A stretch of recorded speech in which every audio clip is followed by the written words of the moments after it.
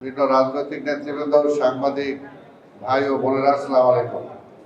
আমার কোনো বক্তব্য নয়, আমি আপনাদেরকে শুভেচ্ছা জানাই যে বিগত আন্দোলনে আপনারা যে ভূমিকা রেখেছেন সেই কারণেই সম্ভব হয়েছে ফ্যাসিবাদকে বিদায় করতে। কিন্তু আমি শুধু দুটি কথা বলতে চাই। ৭৫-এর পরবর্তী পর্যায়ে যদি জাতীয়তাবাদী শক্তির মধ্যে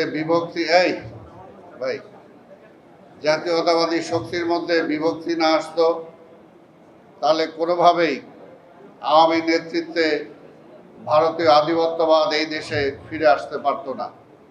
ঠিক তেমনি বলতে চাই, আপনাকে কিভাবে নেবেন আমি জানি না, কিন্তু এই জাতীয় প্রেস ক্লাবেও যদি জাতীয়তাবাদী শক্তির মধ্যে বিভক্তি না আসতো, তাহলে আওয়ামী স্বৈরাচারের দালালরা যারা প্রেস ক্লাব দখল করেছিলেন তারা দখল করতে পারতো না।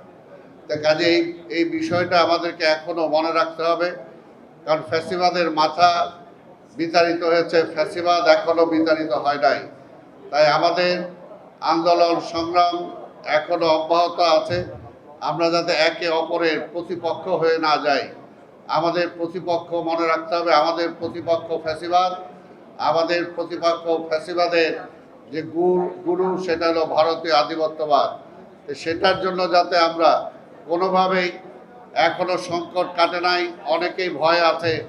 এখনো অনেকে বলে নির্বাচন হবে, তো নির্বাচন কি হবে, এই প্রশ্নটা কেন করে?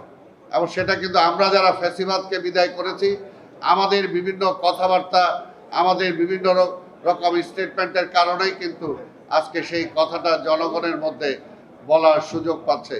তাই বিশ্বাস করি সাংবাদিকরা ছাত্ররা অলওয়েজ একটা প্রেশার গ্রুপ হিসাবে কাজ করে সমাজে, যে যাদের সমাজের দায়িত্বে যারা থাকে তারা যাতে ভুল ত্রুটি করতে না পারে, বা ভুল ত্রুটি করলে সেগুলোকে তাদের চোখের সামনে তুলে ধরা। তা আমি বলবো, এই সাংবাদিকরা ঐক্যবদ্ধভাবে যাতে আমাদের জাতীয়তাবাদী শক্তির মধ্যে বিভক্তি না আসে, তার একটা প্রেশার গ্রুপ হিসাবে আপনারা কাজ করবেন।